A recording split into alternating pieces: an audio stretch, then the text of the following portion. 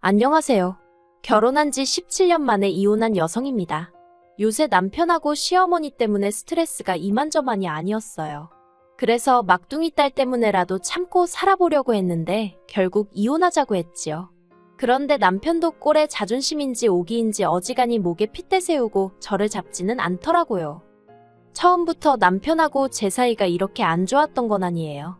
처음에 친구의 소개로 만났는데 저한테 한눈에 반했다며 어지간히 저를 쫓아다녔거든요. 게다가 연애하는 동안은 남편이 특별히 저를 힘들게 하는 것도 없고 속도 썩이질 않았지요.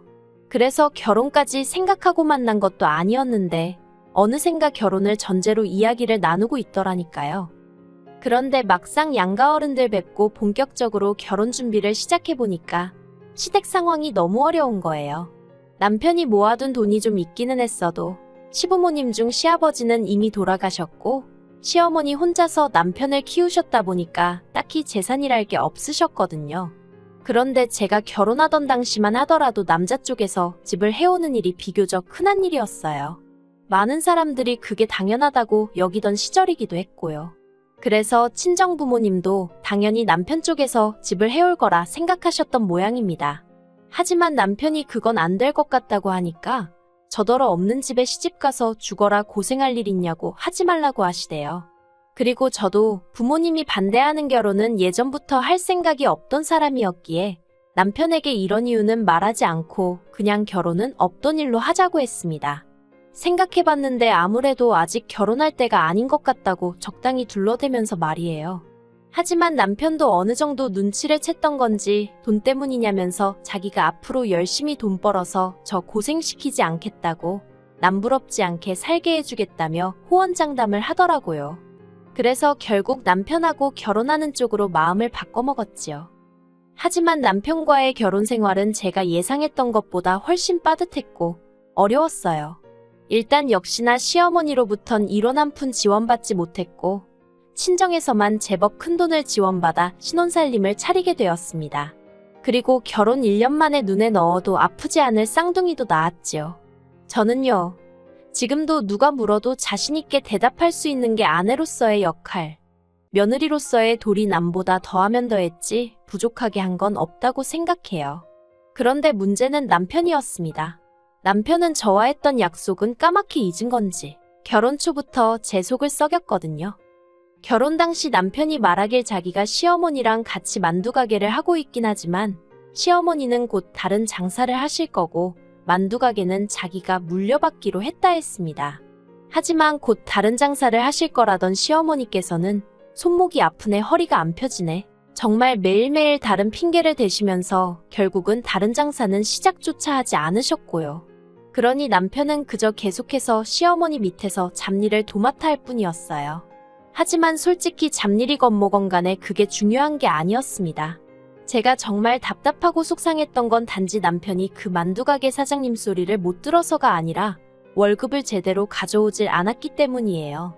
그리고 그럴 때마다 제가 시어머니더러 생활비도 써야 하고 하는데 왜 월급을 이렇게 제때제때 안 주시냐 하면 미안한 기색은커녕 내가 네 돈을 떼먹은 것도 아니고 아무렴 내가 내 아들 월급을 안 주고 싶어 그랬겠냐며 오히려 저를 이상한 여자로 몰고 가시기 일쑤였어요.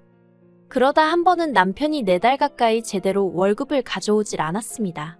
그리고 그땐 정말이지 애들 먹일 것도 사야 하고 그런데 아빠라는 인간은 왜 이 모양인지 와이프인 저는 그렇다 쳐도 자식들을 위해서 시어머니한테 지가 일한 돈 달라는 말도 못하나 싶은 게 한심하단 생각밖에 안 들더라고요. 그리고는 도저히 그분을 참을 수가 없어서 직접 시어머니한테 이야기를 해봐야겠다 싶어 제가 하나는 업고 하나는 손잡고 그렇게 만두가게를 찾아갔습니다. 그런데 한참 일하고 있을 줄 알았던 남편은 온데간데 보이지도 않고 시어머니는 꾸벅꾸벅 졸고 계시대요. 제가 온지 눈치도 못 채시고 말이에요. 그리고 순간 그런 시어머니 모습에 마음이 약해진 제가 저 왔다고 슬그머니 인기척을 내고는 좋은 소리로 남편이 몇 달째 생활비를 안 준다. 어머님도 자꾸 제 전화를 피하시지 않냐? 한층 누그러진 목소리로 말을 걸었습니다. 그랬더니 시어머니가 저더러 넌 자나깨나 돈밖에 모르냐면서 대뜸 재수없다고 하시는 거예요. 그리고 저도 그 소리를 듣고 나니 어찌나 서운하고 마음이 상하던지 에라 모르겠단 마음으로 정말 너무하시다고 어머님 손자들이 쫄쫄 굶어 죽어야 돈을 주실 거냐고 한 소리하고 말았습니다.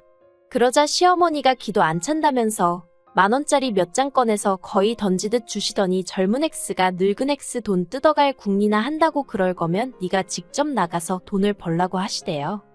그리고 그런 소리까지 듣고 나니까 정말 어이가 없더라고요. 저라고 일을 안 하고 싶어서 안 하고 있던 게 아니었으니까요.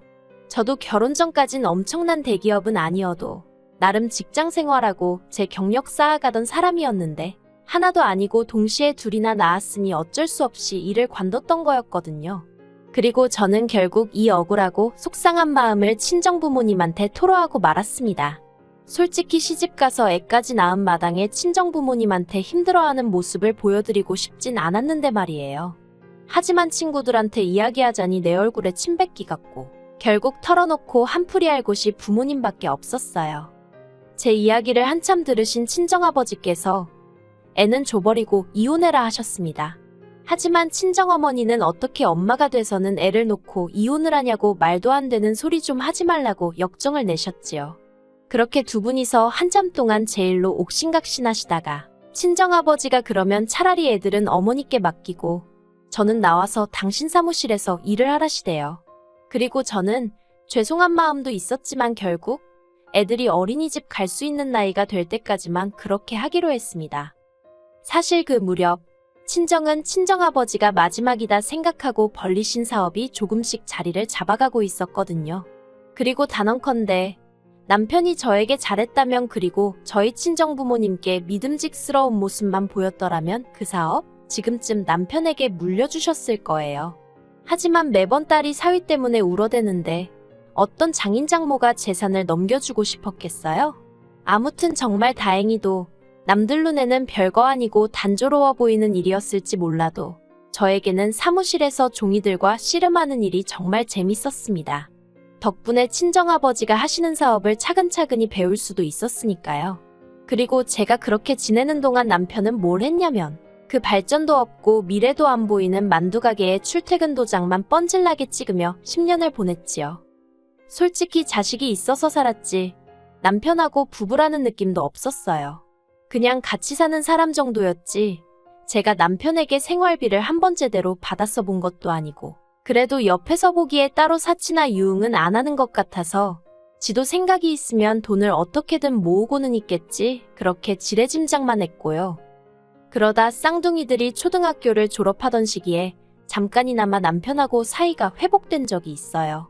그때 저희 친정어머니가 돌아가시면서 남편이 상주 노릇을 하게 되었는데 그때 제가 생각했던 것과는 달리 싹싹하게 자기 역할을 잘해주었거든요.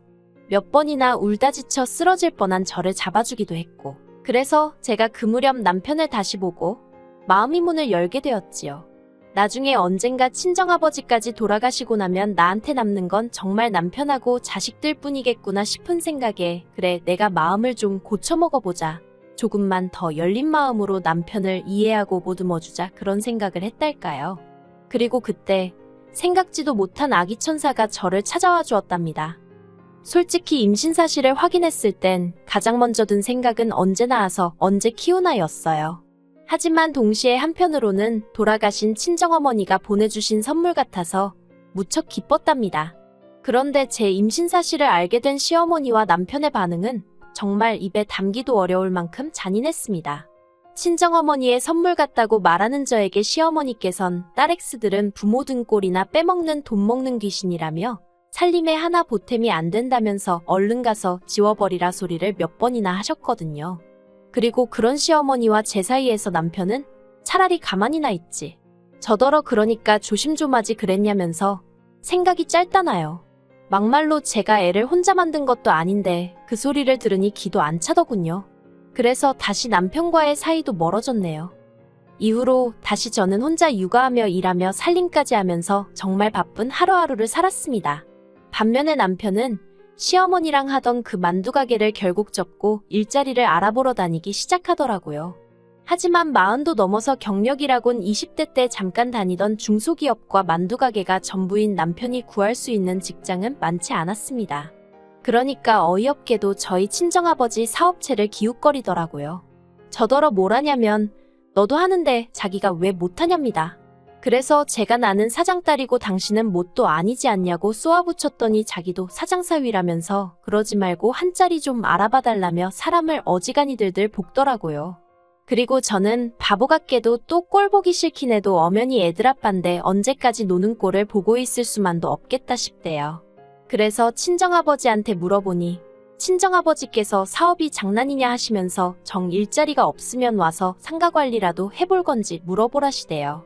그래서 제가 그 말을 전하니 쪽팔리게 무슨 상가관리냐고 자기가 경비나 하게 생겼냐면서 그건 싫답니다. 어이가 없어서 남편더러 배가 덜 고픈가 보네 하곤 알아서 하라고 했어요. 막말로 내가 자기한테 생활비를 한 푼 받아 쓰는 것도 아니고 그저 애들 보기 부끄럽지 말라고. 아니 까놓고 말해서 애들 아침에 학교 가는데 아빠가 돼서는 어디 출근하는 모습은 보여야 할 거 아니에요. 그래서 그 생각으로 친정아버지께 부탁을 드린 거지 뭐. 제가 자기 출세길 열어주고 싶어서 그랬다고 생각한 건지. 황당하대요. 그리고 남편이 노니까 솔직히 시어머니가 제일 애가 끓는 눈치셨어요. 그러다 안 되겠다 싶으셨는지 남편 앞으로 헬스장을 차려주시더라고요. 돈이 어디서 나셨나 봤더니 만두가게 정리하면서 얼마 생긴 거랑 당신 사시던 집을 담보로 대출받아서 미천을 마련해 주셨던 모양입니다. 하지만 그런 것보다 제가 어이가 없었던 건 헬스장이라니 웬 헬스장인가 싶대요. 왜냐하면 저희 남편 운동이라면 죽기보다 더 싫어하는 사람이었거든요. 그런데 헬스장이라니 딱 봐도 무슨 노래방 마냥 카운터나 보고 있으면 된다고 생각하고 차렸구나 싶었지요. 근데 뭐 제 돈이 1원이라도 들어간 것도 아니었고 제가 뭐라고 해봤자 질투한 애어쩌네 헛소리나 해대지 귀담아 들을 위인이 아니었거든요. 그래서 망해도 네가 망하지 내가 망하냐 하는 심정으로 내버려뒀습니다. 그러다 작년 제가 일 때문에 지방에 내려가던 길이었는데 졸음운전 차량에 받치는 사고를 당했어요. 운전자는 20대로 정말 우리 아들보다 몇 살이나 많을까 싶을 만큼 앳된 얼굴이었는데 아무튼 그 사고로 제 차는 폐차를 시켜야 했지요. 그런데 친정아버지께서 생각지도 못한 말씀을 꺼내셨습니다. 저에게 이참에 당신이 차를 한 대 선물해주고 싶으시다고요. 그래서 제가 됐다고 괜찮다고 아주 손사래를 쳤어요. 제가 차를 살 돈이 없던 것도 아닌데 70을 넘긴 아버지한테 제가 해드리면 해드렸지 뭔가를 받는다는 게 가당치도 않다고 생각했으니까요. 하지만 그뿐만이 아니었습니다. 제가 다시 한번 놀랄 수밖에 없었던 건 친정아버지가 골라주신 차는 무려 1억 가까운 차였거든요. 가격을 알고는 친정아버지께 정말 필요 없다고 말씀드렸어요. 그런데 친정아버지가 이 차는 출시 이후에 교통사고로 죽은 사람이 한 명도 없었다면서 꼭 사주시겠다는 겁니다. 그리고 그제서야 저는 친정아버지가 왜 그러시는 건지 조금은 알 것도 같아서 감사한 마음으로 차를 받기로 했네요. 그리고 며칠 뒤 친정아버지와 함께 매장에 가서 차를 계약하고 돌아왔습니다. 그런데 차에 관한 서류를 아무 생각 없이 식탁에 올려둔 게 화근이었어요. 남편이 제가 씻는 사이에 이게 뭔가 하고 열어봤던 모양입니다. 그리고는 씻고 나온 저를 향해서 아주 육두문자만 안 썼다 뿐이지 노발대발 난리도 아니대요. 어떻게 이렇게 비싼 차를 자기랑 상의도 없이 장인어른한테 받으냐면서. 그런데 저는 남편이 도대체 왜 화가 난 건지 도통 이해할 수가 없었습니다.